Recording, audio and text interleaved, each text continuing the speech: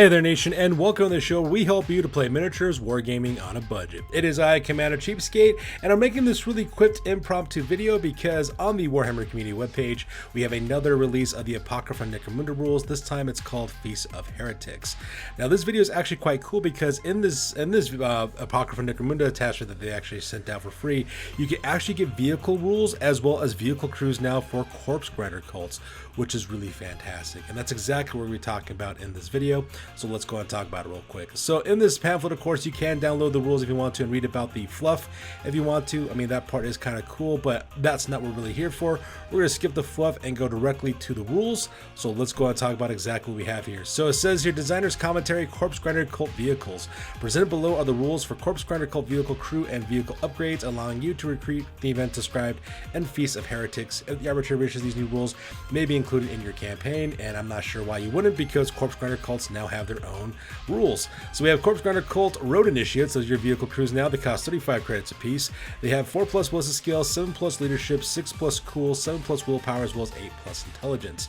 Now for special rules, this gang composition. For the purpose of gang composition, this model counts as a Corpse Grinder Cult Initiate, which is really great because, as you guys all are aware, if you're playing a Corpse Grinder Cult, you need just as many initiatives as you do for Skinners, Brutes, as well as Butchers, as well as Cutters. So these guys actually count as part of your initiative pool that you need to have in order to create a legal gang. At the same time as this vehicle crew, a Corpse Grinder Cult Road Initiative must always be equipped with a vehicle, and the skill axis they have shooting and driving is primary, which is no surprise, as well as leadership and savant for secondaries. And as you can see here, they have their rules for their vehicles. They can get custom vehicles, Ridge Runners, Rock Grinders, or Wolf Quads.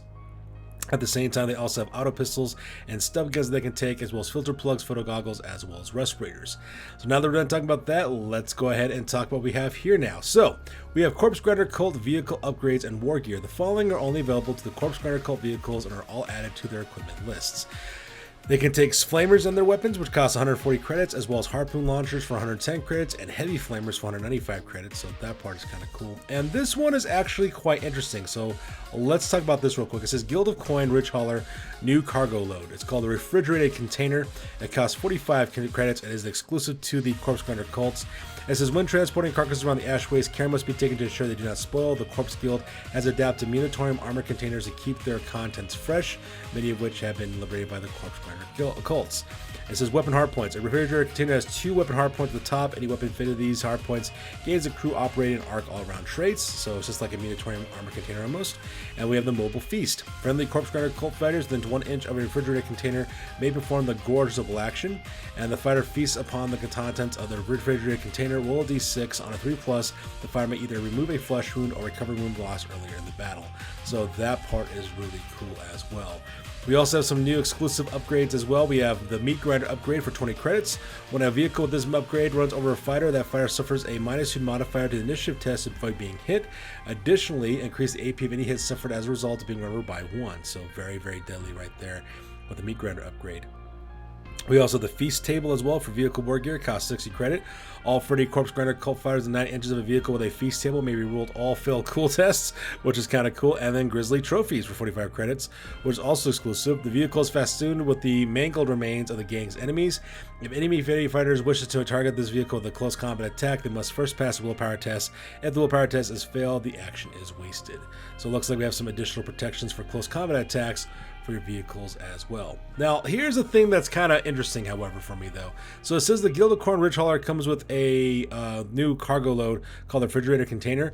So what I want to know is, does that mean that you must have a Guild of Coin Hauler to operate a Guild of Coin Ridge Hauler if you have a Corpse Grinder Cult type thing, or do you have to, or can you use one of your road initiates on this? So that's the part I am not really sure on.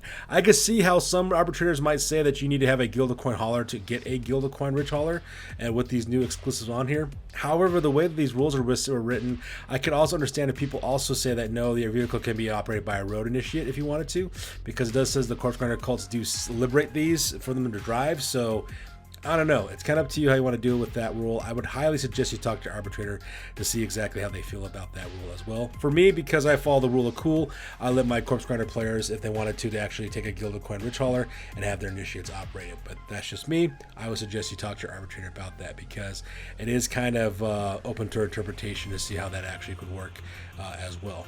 So there you guys have it. So now we have some new initiates as well as some new vehicles as well.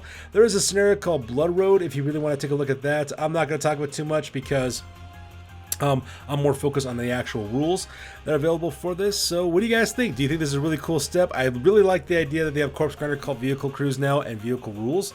I wish they would do the same thing for Hell Out Chaos Cultists as well as for Gene Stealer Cults as well. I think that'd be really nice to actually have those things, because it just kind of makes sense that the Gene Stealers have one just because of all the vehicles that they're using, which is automatically reflected in Gene Stealer Cults of 40k, but that's just me. But anyways, what do you guys think? Please feel free to like, comment, and or subscribe. Your guys' input is valuable to us as always. Also check us out on Facebook, Instagram, as well as blogger.com for all the greatest hobby news related to this channel. That's good for those of you guys. We'll catch you guys next one. Peace out and stay classy.